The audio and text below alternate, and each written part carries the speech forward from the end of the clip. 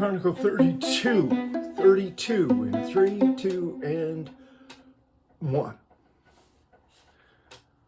Hello everyone, Jack Powers. This is the Chronicles of Captivity. This is Chronicle number 32. In Chronicle number 31, remember, we talked about how I had gone to Atlanta to the Federal Courthouse down there in order to testify in a case about the murder of my friend Eddie Wong. I had to go back, of course, afterwards, even before the trial was over. The marshals had jetted me back to Allenwood, Pennsylvania, to what's called the WITSEC unit. Remember, that's a kind of a specialized unit that sits off to the side. It's supposed to be a maximum security apparatus, administrative confinement, but it's not really max. It's questionable security-wise. But you have a lot of benefits and privileges that other prisoners don't have.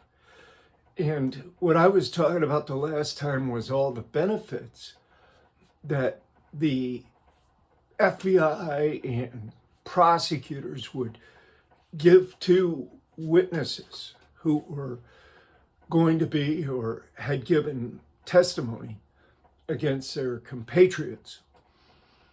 And there was a lot of different, it was a mess. Let me tell you, it was a mess. What I learned was that most of the agents, the FBI agents, were scandalous. They were involved in criminal acts themselves, suborning perjury, coaching witnesses on what to say, showing special, giving witnesses certain benefits and favors, like the money orders and calling into the administration to get special treatment for guys, get them single cells ahead of everyone else, and special job assignments and special visits. Oh, I'm going to tell you about some of the stuff I saw while I was in there. It was wild. It was really wild. But, yeah. One guy got his wife pregnant twice. Not once, but twice. In the visiting room. And, yeah, a fact. Just a natural fact. Yep. He got her pregnant twice. And the way he did it, I guess, just as an aside, I guess he would sit in a chair, and his wife would then, she'd be wearing a dress, and she'd sit on his lap.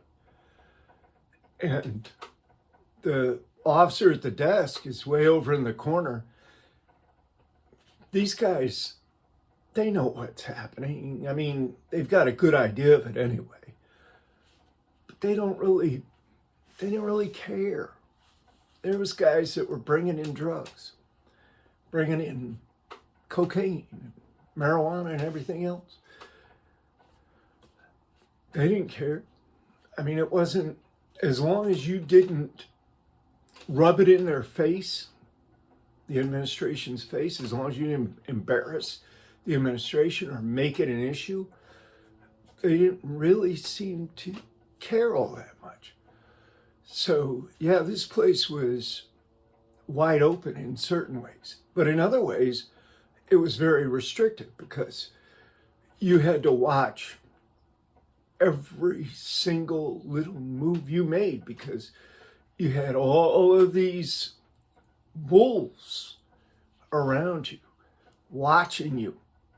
And let me tell you, if they will run it and tell on their compatriots, their friends, to the FBI and the U.S. Attorney's Office, there's nothing stopping them from running to tell on you. And a lot of them were what we called jailhouse or unit snitches. And, it was really just like out of hand. I mean, everybody knew who was doing it, but there was nothing that you could do, right? You can't. And there were fights in there. There were fights. There were plenty of fights. I got into a few of them myself. There were plenty of fights. Mine was over the telephone. And I'll just give you one of them right quick. I'm on the telephone, and the telephone system there, they had what's called FTS, Federal Telephone System. So that's like a Watts line. I don't know if you guys remember what a Watts line is, but back when you had landlines, you could call on a Watts line was like, you pay a certain amount and you could call anywhere for any amount of time in the continental United States. You just, make your calls. And that's what this system was. But it's a federal telephone system. I'm sure they still have it in a different sense now. Probably just cellular now. But what we would do is we'd go into the office. You had a sign-up sheet. You sign up for these blocks of time on the phone.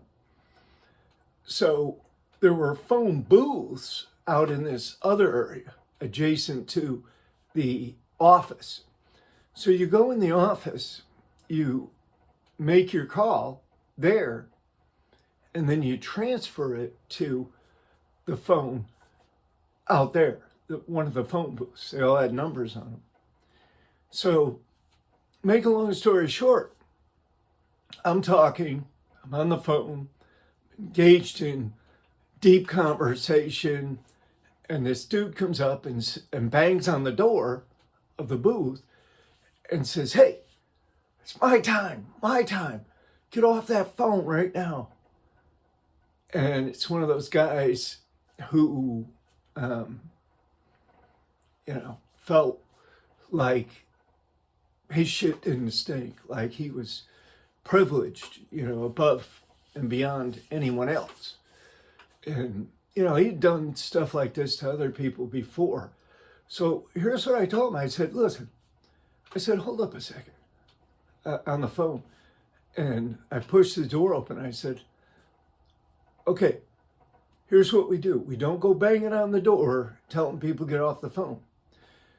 If it is your time," because this guy would often just try to jump on. He'd just try to bully his way on the phone, even if it wasn't his time. And I didn't keep track of time. I ain't really too good anyway. I never have. But I told him, there's a 1-minute rule here. Just out of courtesy, if it is your time, then tell the guy before your time starts that he's got 1 minute. Just come by and say 1 minute. That'll give a person time to say goodbye to whoever he's talking to and whatever. You're not just going to hang up the phone if somebody comes and bangs on the door and says, "It's my time to get on the phone." And the phone was like the biggest benefit that I had. I was a kind of a phone junkie, right? So, I tell him this in a succinct way. I say, "Listen, man, there's a 1-minute rule. You got to come tell me it's 1 minute." He said, "I don't have to do any of that shit. It's my time. Get off that phone, blah, blah, blah, blah." So, I went ahead and signed off, told her goodbye and take it easy and all that. I didn't hurry or nothing, but I got off the phone and stepped out there, and we had a couple words right there in this little alcove where these phone booths were. And then he got on the phone. But the words were like, okay, listen, man, don't disrespect me and I won't disrespect you. Don't just come up banging on that door like that, interrupting my call. Use a little bit of courtesy. Pay attention to the 1 minute rule, and just come up and let me know. I was trying to explain to him, and so I go. There's different levels, different tiers there too. The rooms. Let me just say this: the rooms they're not like cells. You've got wooden doors. You have these beds with springs, and you have, imagine a prison, a jail, or whatever, having beds, wooden frame beds with springs. You had nice mattresses, you had desks, like a wooden desk in those rooms. They were nice. They were designed to be nice. This was designed to be a special unit, special privileges, all of that.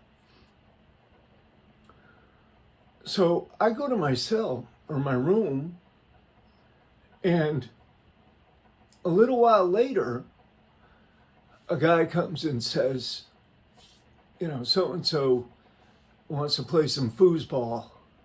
So I start to go down to, I get ready. I say, okay, because I love foosball. So I start to get ready and go down, and I come across, I go down I'm on the top range, and I come down across the center, and I turn this corner. Just as I turn the corner, the dude that I had been beefing with over the phone opens the door right while I'm turning the corner. His door is right here, and it opens that way. He opens the door, and he just comes out and blam, blasts me with a pipe, with a short piece of pipe, hits me right on my orbital bone. It actually fractured my orbital bone. I mean, it was a hard blow.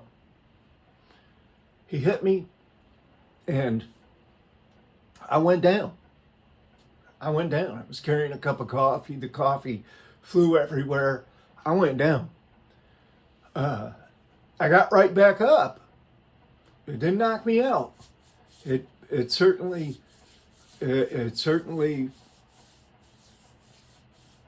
injured my head, injured me. It dazed me, but it didn't knock me out. I got right back up, and he took off running. He took off. He didn't run, but he just, hurried out of the way, right? And went down to his friend's place.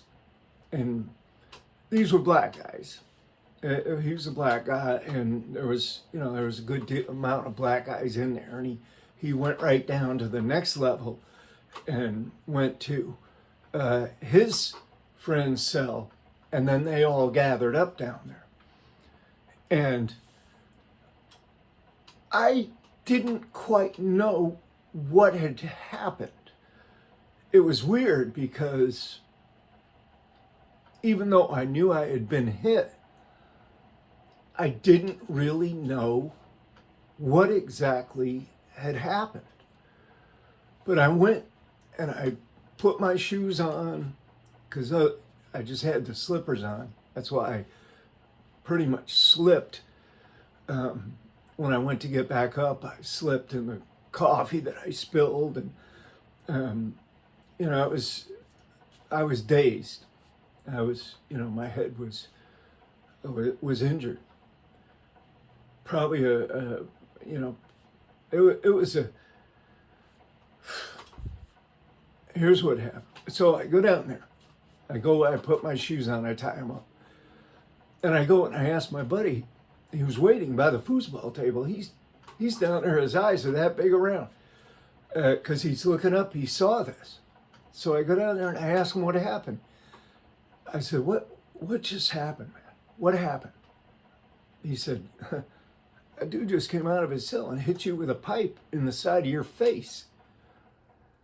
You know, and you had access to all kinds of stuff there. There was no, like, shakedowns or there was no limit on the kind of stuff. There was a Unicor there was plumbing, all kinds of stuff. People had everything, anything they wanted to. I don't even know where he got the piece from. And apparently he got rid of it through his friends or whatever. They probably somebody just went and threw it out in the trash or threw it over the roof or something. But when I found out, I went right up there. And there's a couple of them in the hallway walking back and forth real nervously. And I go right into the room. And it's in a kind of a blind spot, his friend's room. And here's about 6-8 guys in the room. I was surprised because I went in there. And there he is. He's kind of a big dude. And I said, did you just hit me in the side of my face? And he's like, you know, he's all gassed up because of his friends and everything being around. He's like, yeah, that's what I did. And I said, okay. So I made like I was going to turn to leave. And I turned around and just, boom, blasted him straight in his jaw. And right behind him was the bone. So I just charged him and jumped on him and started trying to choke him out. I mean, I you know, yeah, I had him in a pretty secure hold. Yeah, and he was struggling and fighting, and everybody else was grabbing me. And, you know, eventually they pulled me off and pushed me out of the room and everything. And then, here's how effed up this whole deal was. Then, they went and told on me. They went, one of them or more of them went to the officers and told the officers that I had come in the room and attacked dude. So what happens to Powers? Lieutenants come down. You know, they asked about the incident, what had happened. I just tell them that there was a little bit of a misunderstanding. They see my eye, which is now the side of my face is swollen up like a balloon. My eyes closed, everything else. It was actually on this side, the right side. And they see that it was all swell up and closed and everything. And so they take me to the shoe. Now the shoe over there in that unit is not like a regular shoe. In fact, there's only about 4 cells in the special housing right there. It's built into the unit. You don't go anywhere. You just go to one corner of the compound. There's a door there, and you go in, and there's the shoe.